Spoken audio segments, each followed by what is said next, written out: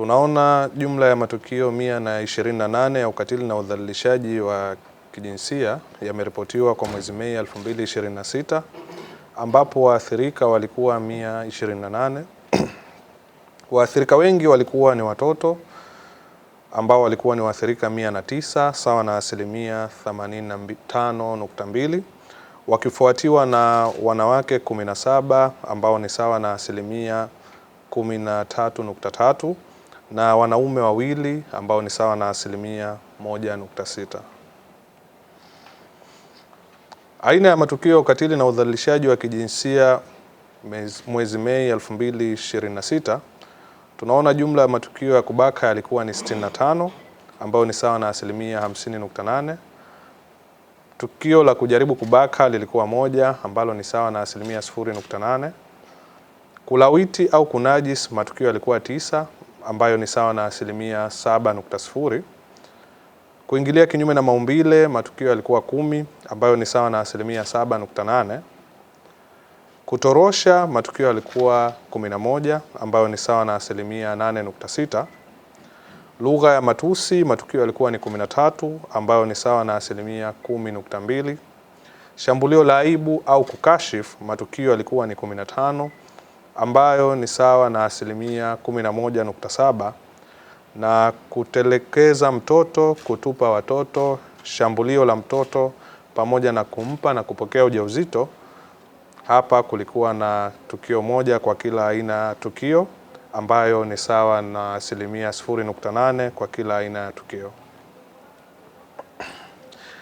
Idadi ya matukio ya udhalilishaji kwa mwezi yamepungua kwa 0.8% na kufikia matukio 128 mwezi Mei 2026, ikilinganishwa na matukio 129 ambayo yaliripotiwa mwezi Aprili 2026. Matukio yaliyoripotiwa kuongezeka kwa mwezi Mei 2026 ni matukio ya kujaribu kubaka, kutupa watoto, kuingilia kinyume na maumbile, lugha ya matusi, shambulio la aibu pamoja na shambulio la mtoto. Tukiangalia mlinganisho wa idadi ya matukio ya udhalilishaji kwa mwaka, tunaona yameongezeka kwa 19.6% na kufikia matukio 128 mwezi Mei 2026 kutoka matukio 107 ambayo yameripotiwa mwezi Mei 2025. Matukio mengi yameripotiwa kuongezeka mwezi Mei 2026 ukilinganisha na mwezi Mei 2025, isipokuwa matukio ya kubaka, kuingilia kinyume na maumbile, mauaji pamoja na wizi wa watoto.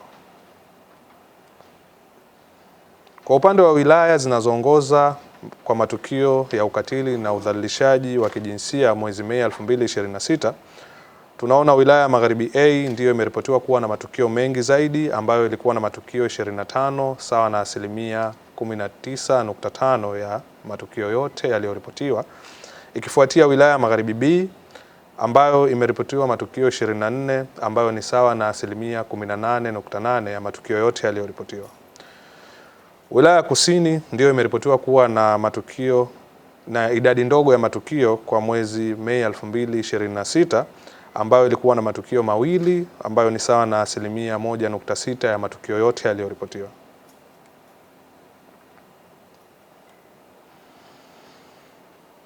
Wilaya ya Mjini na wilaya ya Magharibi B zimeripotiwa kuwa na idadi kubwa ya matukio ya kubaka ikilinganishwa na wilaya nyingine, ambapo jumla ya matukio ya kubaka 10 sawa na 15.4% ya matukio yote ya kubaka yameripotiwa kwa kila wilaya.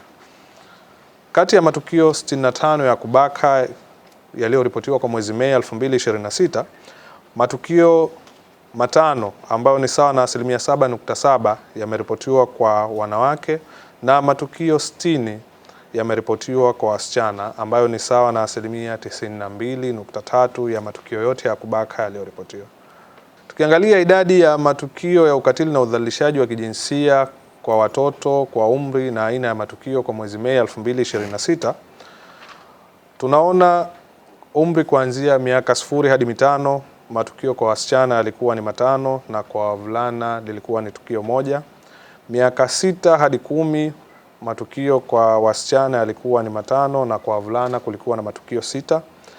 Umri wa miaka 11 hadi 14 kulikuwa na matukio 22 ambayo matukio 19 kwa wasichana na matukio 3 kwa wavulana, na umri miaka 15 hadi 17 kulikuwa na matukio 70 ambayo matukio 67 kwa wasichana na matukio 3 kwa wavulana.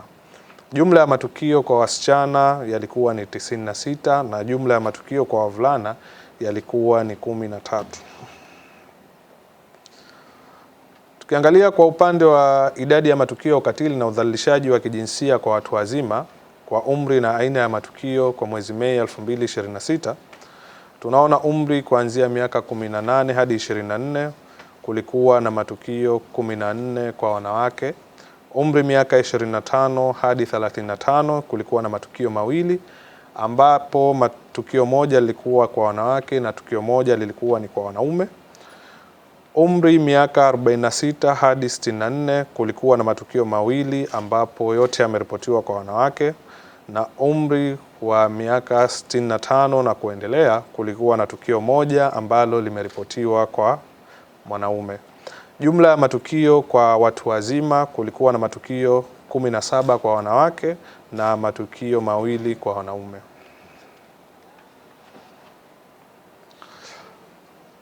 Tukiangalia idadi ya matukio ya ukatili na udhalilishaji wa kijinsia kwa sehemu yaliyotokea mwezi Mei 2026, tunaona matukio mengi yametokea nyumbani kwa mtuhumiwa ambapo kulikuwa na matukio 66, yakifuatiwa na majumba mabovu ambapo kulikuwa na matukio 19, vichakani kumeripotiwa matukio 18, nyumbani kwa muathirika kumeripotiwa matukio 17, sehemu nyingine kumeripotiwa matukio 4, nyumba za wageni au rafiki kumeripotiwa matukio 3, na vyombo vya usafiri yani kwenye gari limeripotiwa tukio 1. Aina ya matukio ya ukatili na udhalilishaji wa kijinsia na hatua zilizochukuliwa kwa mwezi Mei 2026, tunaona matukio 113 kati ya matukio yote 128 yaliyoripotiwa yapo chini ya upelelezi wa Jeshi la Polisi. Matukio haya ni sawa na 88.3% ya matukio yote yaliyoripotiwa.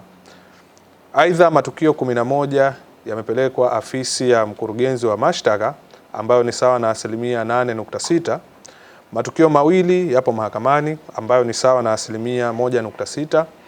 Tukio moja limefungwa na polisi ambalo ni sawa na 0.8%, na tukio moja limepewa hati ya mashtaka ambalo ni sawa na 0.8%.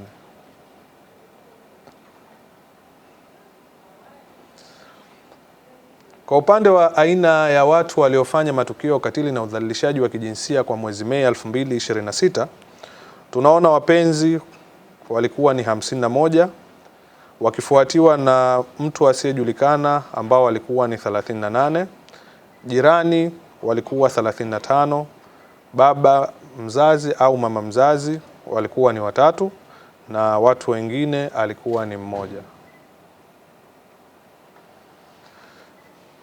Kwa upande wa muda uliotokea matukio mwezi Mei 2026, tunaona muda wa kuanzia saa 12:01 hadi saa 3 usiku ndio muda ulioripotiwa matukio mengi zaidi ambao umeripotiwa matukio 48, ukifuatia na muda kuanzia saa 9:01 hadi saa 12 jioni ambapo yameripotiwa matukio 35.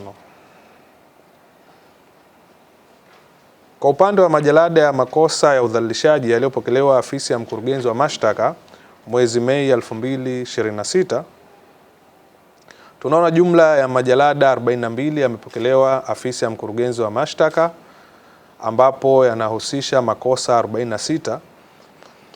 Majalada mengi zaidi yamepokelewa mkoa wa Mjini Magharibi ambao ulikuwa na majalada 23 yanayohusisha makosa 25, ikifuatia Kaskazini Unguja ambapo yamepokelewa majalada 6 yanayohusisha makosa 7.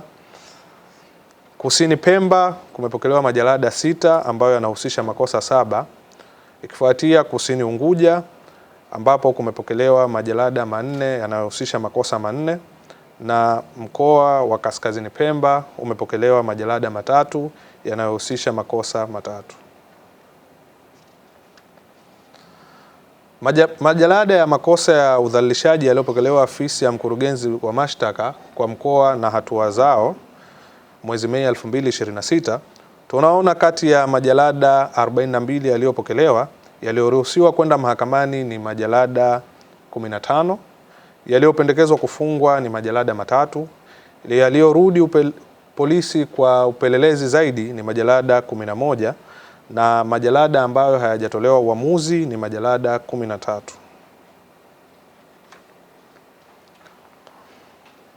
Idadi ya makosa ya udhalilishaji yaliyopokelewa Ofisi ya Mkurugenzi wa Mashtaka kwa mkoa na aina ya makosa mwezi Mei 2026, tunaona kati ya makosa 42 yaliyopokelewa katika majalada ni makosa 4 yalikuwa yanajihusisha na kutorosha.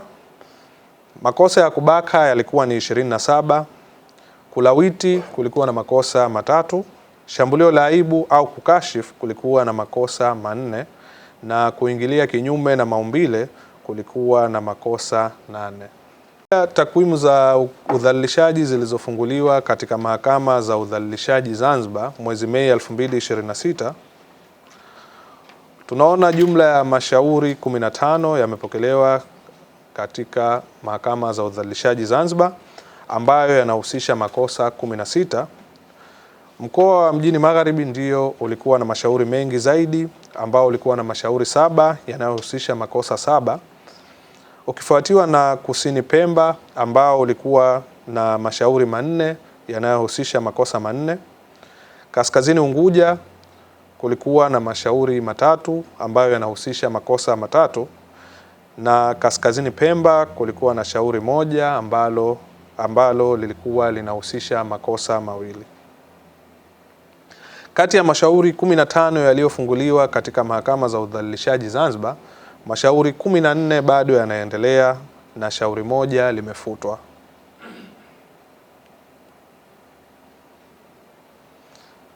Idadi ya makosa ya ukatili na udhalilishaji wa kijinsia yaliyopokelewa kimkoa mwezi Mei 2026, tunaona mkoa wa Kaskazini Unguja ulikuwa na makosa 3, mkoa wa Mjini Magharibi ulikuwa na makosa 7, mkoa wa Kaskazini Pemba ulikuwa na makosa 2, mkoa wa Kusini Pemba ulikuwa na makosa 4.